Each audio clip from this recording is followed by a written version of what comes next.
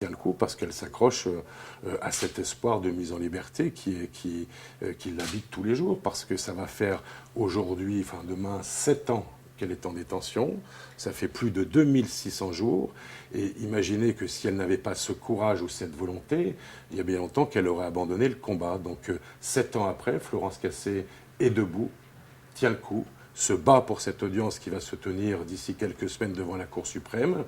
Et c'est une combattante et je suis persuadé qu'elle va sortir victorieuse de ce combat. Vous vous êtes pas exprimé pendant près de 10 mois. Pourquoi vous prenez la parole maintenant?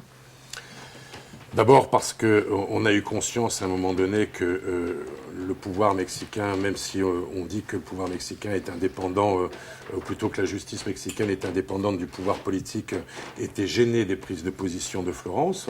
Parce que vous savez qu'après l'audience de la Cour suprême qui, à une voix près, n'a pas ordonné sa mise en liberté, il y a eu des hésitations sur la nomination du juge rapporteur qui était en charge de la désignation de son dossier.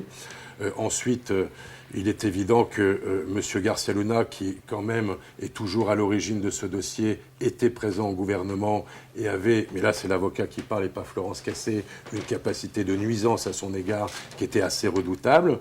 Aujourd'hui, il n'est plus membre du gouvernement, il en est sorti.